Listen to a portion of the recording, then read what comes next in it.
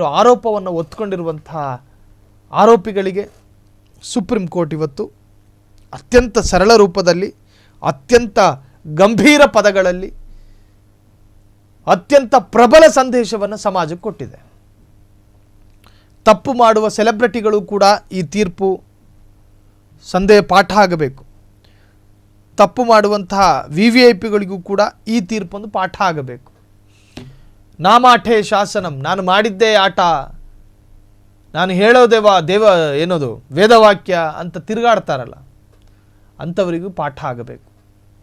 ಕಾನೂನಿನ ದೃಷ್ಟಿಯಲ್ಲಿ ಎಲ್ಲರೂ ಸರಿಸಮಾನರು, ಯಾರೂ ಮುಖ್ಯರಲ್ಲ, ಯಾರೂ ಅಮುಖ್ಯರಲ್ಲ. ಕಾನೂನಿನ ದೃಷ್ಟಿಗೆ ಎಲ್ಲರೂ ಒಂದೇ. ತಪ್ಪು ಮಾಡಿದ್ದೀರಿ, ಶಿಕ್ಷೆಯನ್ನು ಅನುಭವಿಸಿ, ಉಪ್ಪು ತಿಂದವ್ರು ನೀರು ಕುಡಿಲೇಬೇಕು ಅಂದಂಗೆ ದರ್ಶನ್ಗೆ ನಿಜಕ್ಕೂ ಇವತ್ತಿನ ಸುಪ್ರೀಂ ಕೋರ್ಟ್ನ ತೀರ್ಪು ಆಘಾತ. ದರ್ಶನ್ ಹಿಂದೆ ಕೋರ್ಟ್ ಮುಂದೆ ಶರಣಾಗಬೇಕು, ಹಾಜರಾಗಬೇಕು. ಇಲ್ಲ ಅಂದ್ರೆ ಎಲ್ಲಿದ್ರೂ ಎತ್ತಾಕೊಂಡು ಬರ್ತಾರೆ ಪೊಲೀಸರು. ಸದ್ಯ ತಮಿಳುನಾಡಿನಲ್ಲಿದ್ದ ನಟ ದರ್ಶನ್ ಇರುವ ಮಾಹಿತಿ ಇದೆ. ಈಗಾಗಲೇ ದರ್ಶನ್ ಲೊಕೇಶನ್ ಟ್ರೇಸ್ ಮಾಡಿರುವ ಪೊಲೀಸರು. ಕಾರಣ ಅಲ್ಲಿಂದ ಏನಾದರೂ ವಿದೇಶಕ್ಕೆ ಹಾರಿದ್ರೆ ಬೇಲ್ ರದ್ದು ಮಾಡಿ ಸುಪ್ರೀಂ ಕೋರ್ಟ್ ಖಡಕ್ ಆದೇಶ. ನ್ಯಾಯಮೂರ್ತಿ JB ಪರ್ದಿವಾಲಾ ಆರ್ ಮಹದೇವನ್ ಅವರಿದ್ದ ಪೀಠದ ಮಹತ್ವದ ತೀರ್ಪು. ದರ್ಶನ್ ಇವತ್ತೇ ನ್ಯಾಯಾಲಯದ ಮುಂದೆ ಶರಣಾಗಬೇಕು, ಇಲ್ಲ ಅಂದ್ರೆ ಎಲ್ಲಿದ್ರು ಎತ್ತಾಕೊಂಡು ಬರ್ತಾರೆ ಪೊಲೀಸರು. ಸದ್ಯ ತಮಿಳುನಾಡಿನಲ್ಲಿ ಇದ್ದಾರೆ ಅನ್ನೋ ಮಾಹಿತಿ ಇದೆ. ಎಷ್ಟೊತ್ತಲ್ಲೇ ಇರ್ತಾರೆ, ಅವರ ಲೊಕೇಶನ್ ಟ್ರೇಸ್ ಮಾಡಲಾಗಿದೆ. ಅಲ್ಲಿಂದ ಬರ್ತಾರೆ ಇವತ್ತು ನಟ ದರ್ಶನ್. ನ್ಯಾಯಮೂರ್ತಿ JB ಪರ್ದಿವಾಲಾ ಆರ್ ಮಹದೇವನ್ ಇದ್ದಂತಹ ಮಹತ್ವದ ಪೀಠ ಇವತ್ತು ತೀರ್ಪು ಪ್ರಕಟ ಮಾಡಿದೆ, ಬೇಲ್ ರದ್ದು. ಇಷ್ಟು ದಿನ ಕೈಯಲ್ಲಿದ್ದ ಆಂಡ್ರಾಯ್ಡ್ ಫೋನನ್ನು ಮನೇಲಿಟ್ಟು ಹೋಗಬೇಕು. ಇಷ್ಟು ದಿನ ಧರಿಸ್ತಾ ಇದ್ದಂತಹ ದೊಡ್ಡ ದೊಡ್ಡ VVIP ಬ್ರ್ಯಾಂಡ್ ಬಟ್ಟೆಗಳೆಲ್ಲವೂ ಕೂಡ ಇವತ್ತು ಮಡಚಿ ಮನೇಲಿಟ್ಟು ಪೊಲೀಸರು ಕರ್ಕೊಂಡು ಹೋಗ್ತಾರೆ. ಈಗಾಗಲೇ ಅವರು ತಮಿಳುನಾಡಿನಲ್ಲಿ ಇದ್ದಾರೆ ಅನ್ನೋ ಮಾಹಿತಿ ಇದೆ. ಆದರೆ ಕೋರ್ಟ್ ಆದೇಶದಂತೆ ಪೊಲೀಸರು ತಕ್ಷಣ ಕಾರ್ಯಪ್ರವೃತ್ತರಾಗಬೇಕು. ಕೋರ್ಟ್ ಪದೇ ಪದೇ ಕೇಳುತ್ತಿರುತ್ತೆ, ಎಲ್ಲ ಏನಾಯಿತು, ಶರಣಾಗತಿ ಆಯ್ತಾ, ದರ್ಶನ್ ಬಂದ್ರ.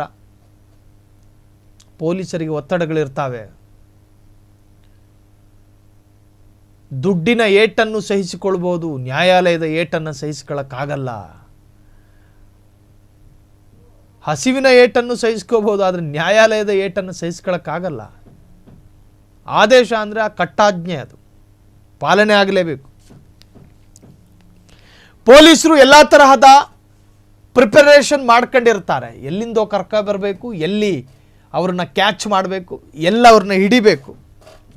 ಏನು ಓಡೋಯ್ತಾ ಇಲ್ಲ ದರ್ಶನ್, ಆದರೂ ಕೂಡ ಪೊಲೀಸರು ಒಂದು ಆರೋಪಿಯನ್ನು ಬಂಧನ ಮಾಡಬೇಕು ಅಂತ ಆರ್ಡರ್ ಬಂದಾಗ ತಕ್ಷಣ ಆತ ಪೊಲೀಸರ ಕಂಟ್ರೋಲಲ್ಲಿ ಇರಬೇಕು ಅಂತ ಹೇಳಿ ಪೊಲೀಸರು ಬಯಸ್ತಾರೆ. ಕಾರಣ ಆತ ತಪ್ಪಿಸಿಕೊಂಡು ಹೋಗಬಾರ್ದು ಅನ್ನೋ ಕಾರಣಕ್ಕೆ. ಪಾಸ್ಪೋರ್ಟ್ ಆತನ ಕೈಯಲ್ಲೇ ಇದೆ, ಕಾರಣ ಥೈಲ್ಯಾಂಡ್ನಿಂದ ಮೊನ್ನೆ ಅಷ್ಟೇ ಬಂದಿದ್ದವರು. ಅದಕ್ಕೆ ಯಾವ ರಿಸ್ಟ್ರಿಕ್ಷನ್ನೂ ಇಲ್ಲ. ಆದರೆ ಒಂದಷ್ಟು ದೇಶಗಳಿಗೆ ಹೋಗಬಾರ್ದು ಅನ್ನೋ ಆದೇಶ ಇದೆ. ದರ್ಶನ್ ಬೇಲ್ ರದ್ದಾಗೋದಕ್ಕೆ ಅದೊಂದು ಎಡವಟ್ಟು ಕಾರಣವಾಯಿತಂತೆ. ಸುಪ್ರೀಂ ಕೋರ್ಟ್ ದ್ವಿಸದಸ್ಯ ಪೀಠ ತೀರ್ಪಿನಲ್ಲಿ ಹೇಳಿದ್ದೇನು, ಹೈಕೋರ್ಟ್ ಆದೇಶವನ್ನ ರದ್ದುಗೊಳಿಸಲಾಗಿದೆ, ಆರೋಪಿಗಳಿಗೆ ನೀಡಲಾದ ಜಾಮೀನನ್ನ ರದ್ದುಗೊಳಿಸಲಾಗಿದೆ, ತಕ್ಷಣವೇ ಆರೋಪಿಗಳು ಕೋರ್ಟ್ ಮುಂದೆ ಶರಣಾಗಬೇಕು, ಇಲ್ಲ ಅಂದ್ರೆ ಒದ್ದೆಳಕ ಬನ್ನಿ, ಹೀಗಂತ ತೀರ್ಪು ನೀಡಿರುವಂತಹ ಸುಪ್ರೀಂ ಕೋರ್ಟ್ ದರ್ಶನ್ ಬೇಲ್ ರದ್ದಾಗೋದಕ್ಕೆ ಅದೊಂದು ಎಡವಟ್ಟು ಕಾರಣ. ಹಾಗಾದ್ರೆ ಏನದು?